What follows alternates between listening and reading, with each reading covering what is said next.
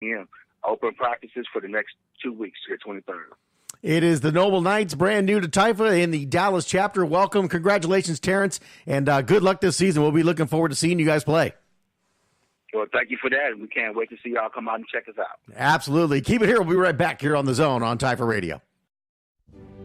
In an effort to recognize scholastic excellence, Taifa created the Scholastics Awards program. The Taifa Scholastic Excellence Award was established to recognize and award excellence in the classroom. The winner of this award will receive $500, a certificate of accomplishment, and a congratulatory letter from Taifa.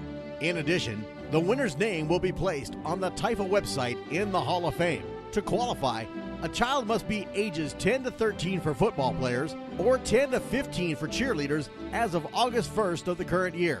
They must have a 100% or better GPA, be participating in the junior or senior levels, and meet all other requirements set forth in the rules.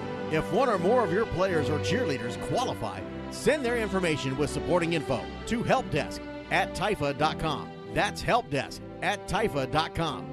The Taifa Scholastic Excellence Award, awarding excellence in the classroom.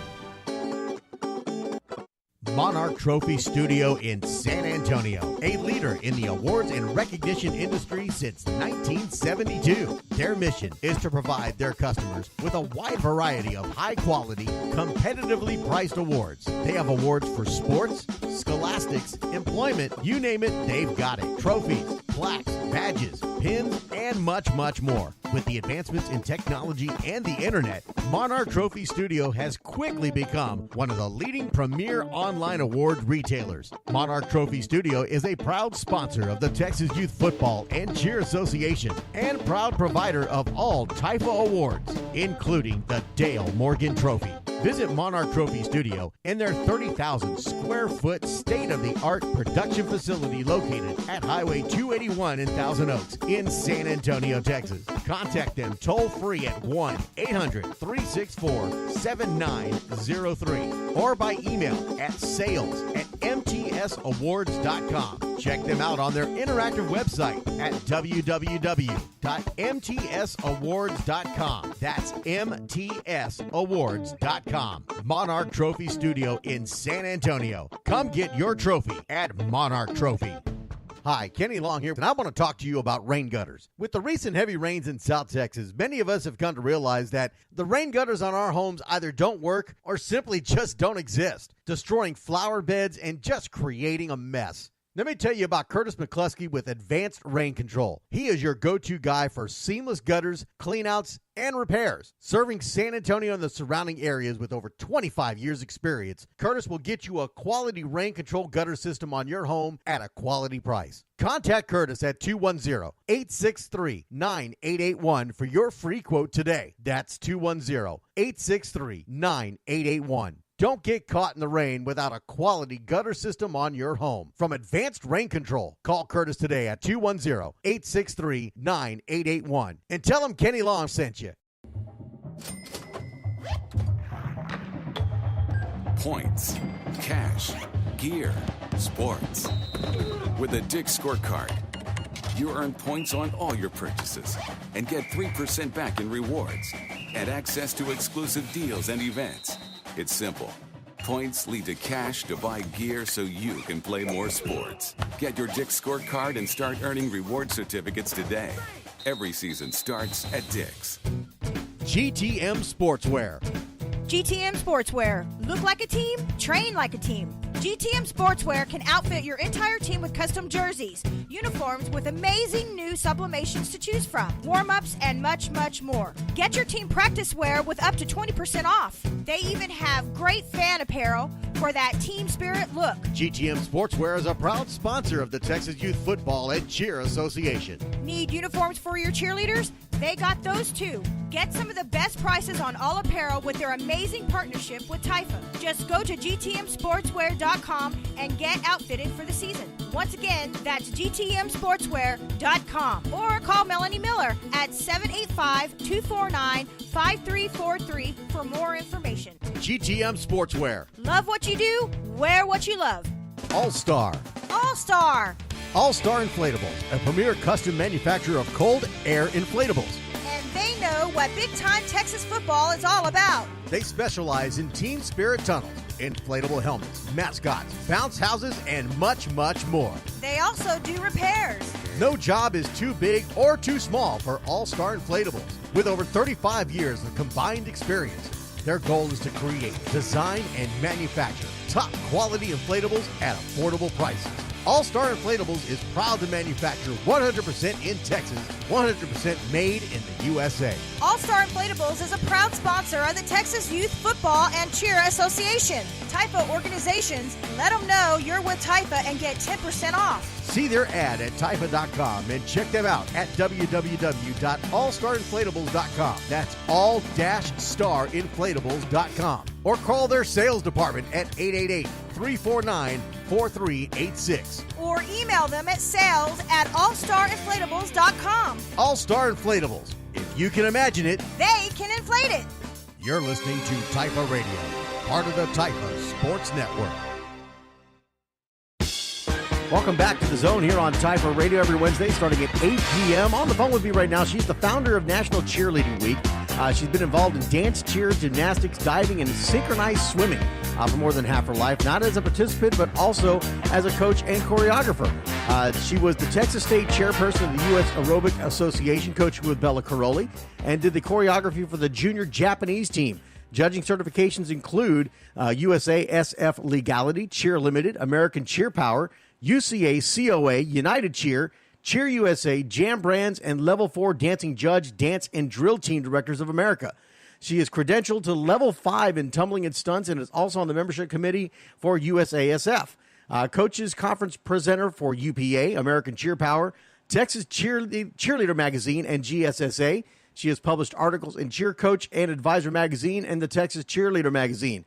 Companies that she's judged with, besides those mentioned, and of course, Texas Youth Football Association, is Cheer Sport, Spirit Cheer, GSSA, Pac West, Extreme Spirit, Cheer America, AmeriCheer, Fun Cheer, and Texas Cheerleader Magazine State Championships. She is from Plum Grove, Texas. Welcome, Linda Lundy. How are you doing? Hey, Ken, how you doing yourself? Well, I'm doing fine down here in Plum Grove. That is quite a resume that you have. And, of course, you've been involved with the Texas Youth Football Association's cheer competition and helping train the cheer coaches here for Typha for several years now. How do you get a resume like this? Well, you just kind of keep at it. People ask me sometimes, how do I choose a coach, a cheer coach or a cheer gym for my child? And I tell them to look at their wallpaper. And they say, what do you mean by wallpaper? I tell them to look at the certificates on their wall. See where they've taken their training. So, in other words, if there's a training out there, I go to it. So my first judging class I took was with Cheer Limited back in 1996 at Methodist College in North Carolina. I was the only one from Texas that was in that class. And in North Carolina, if history serves me correctly, because I went to high school in the South Carolina area, and North Carolina is a cheerleading hotbed. A lot of great squads come out of there. Yeah.